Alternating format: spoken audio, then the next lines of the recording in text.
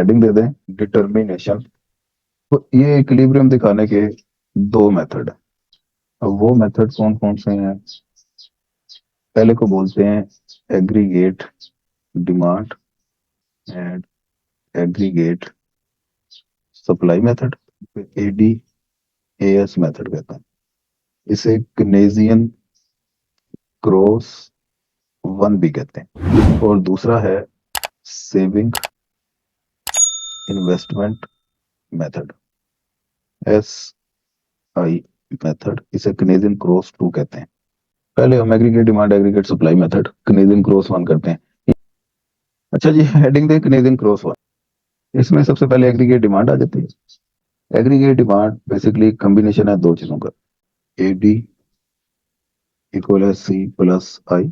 इसको बाद जगह पे Y equal to C plus I भी कहा जाता है, क्योंकि एग्रीगेट डिमांड ये नेशनल इनकम ही होती है और इसे नेशनल इनकम को Y से B डिनोट किया जाता है। इसकी डेरिवेशन मैं डायरेक्ट बता देता हूँ। सबसे पहले तो आपने ये समझ लेना है, ये कंजम्पशन है। कंजम्पशन इक्वल होती है C नॉट प्लस CY। और जीरो इनकम पे कुछ ना कुछ कंजम्पशन होती है। कंजम्पशन जिस वक्त मैंने करवाई थी उस वक्त डिटेल में ये बात समझा दी थी। जीरो इनकम पे कंजम्पशन जीरो नहीं होती। वो कुछ ना कुछ हम जो नेसेसिटीज पे खर्चा अपना जिंदा रहने के लिए सर्वाइव करने के लिए कुछ ना कुछ खर्चा करना पड़ता है। तो इसका मतलब है जीरो इनकम पे इनकम कंजम्पशन कभी भी जीरो नहीं होती, पॉजिटिव होती है। इस वजह से ये कर्व ऊपर से स्टार्ट होगी, जीरो से स्टार्ट नहीं होगी। समझ लगी ये बात? जी। अब ये कितनी ऊपर से स्टार्ट होगी, यहाँ से स्टार्ट होगी, यहाँ से होगी, यहाँ से होगी, ये डिपेंड करता है आप जीरो इनकम पे खर्चा कितना कर रहे हैं। तो वो जितना भी है वो फिक्स है, इसलिए ये पोर्शन जो सा है ये फिक्स कंजम्पशन को C नोट कहते हैं। ये C नोट है। और अगर इस फिक्स कंजम्पशन में फिक्स इन्वेस्टमेंट भी ऐड कर दें, क्योंकि ये तो सिर्फ C है, C प्लस I कर दें, तो ये कंजम्पशन, ये एग्रीगेट डिमांड कर्व वो ये यहाँ से स्टार्ट होगी, C प्लस I। ये जो पोर्शन है यहाँ से यहाँ तक, ये वाला पोर्शन, ये fix consumption plus fix investment को शो कर रहा है। एग्रीगेट डिमांड कर्व की समझ लगी? ये C से ऊंची होगी, बस ये बात आपने ध्यान में रखनी है। C से ऊंची क्यों होगी? क्योंकि कंजम्पशन में तो सिर्फ फिक्स कंजम्पशन थी। अब एग्रीगेट डिमांड में फिक्स इन्वेस्टमेंट और फिक्स कंजम्पशन, ये दो चीजें हैं जिसकी वजह से ये कर्व कंजम्पशन के ऊपर से स्टार्ट होगी हमेशा और होगी पॉजिटिव स्लोप। पॉजिटिव स्लोप का मतलब जो जो हमारी इनकम में इजाफा होता जाए, एग्रीगेट डिमांड में भी इजाफा होता जाएगा। इनकम में इजाफा हो रहा है, दूसरी तरफ एग्रीगेट डिमांड में इजाफा हो रहा है। वाई एक्सिस पे एग्रीगेट डिमांड ले लें,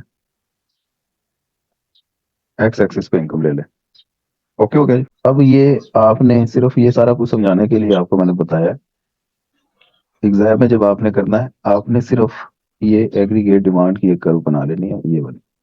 और इधर आपने लिख देना है कि ये एग्रीगेट डिमांड इक्वल है C प्लस I के, इस तरफ Y है, इस तरफ एग्रीगेट डिमांड है, ये जी।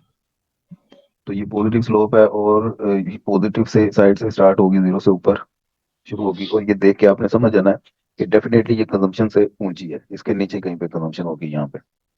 ओके। जी। अब एग्रीगेट सप्लाई, ये कॉम्बिनेशन है कंजम्पशन और सेविंग का। एग्रीगेट सप्लाई इक्वल है C प्लस S।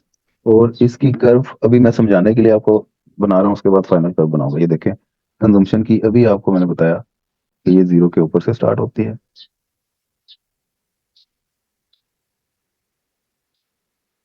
क्योंकि जीरो इनकम पे हमने कुछ ना कुछ कंजम्पशन करनी होती है। ये C नोट प्लस CY इसके इक्वल होती है। और सेविंग ये जीरो के नीचे से स्टार्ट होगी, ये ध्यान से समझ लेनी है आपने बात। S इक्वल है minus S note plus small SY। ये हिस्सा यहाँ से यहाँ तक, ये जीरो इनकम पे वो पॉजिटिव कंजम्पशन है जो हमने किसी से बोरो करके पैसे लिए। किसी से बोरो कर रहे हैं तो इसका मतलब है जीरो इनकम पे सेविंग आपकी माइनस में जा रही है, इसलिए माइनस S नोट। ये जीरो इनकम पे आपकी वो फिक्स नेगेटिव सेविंग है। अब यूं समझ ले, जीरो इनकम पे अगर आपने नाश्ता करना है 100 रुपया किसी से आप उधार पकड़ा है, तो यहाँ पे 100 है। तो कंजम्पशन कर्व आपकी 100 से स्टार्ट होगी। तो सेविंग की सेंस में अगर आप बात करें तो जीरो इनकम पे आपकी सेविंग -100 है, तो ये फिर -100 से स्टार्ट होगी। बस साइन का फर्क है, एब्सोल्यूट वैल्यू वो सेम होगी दोनों की।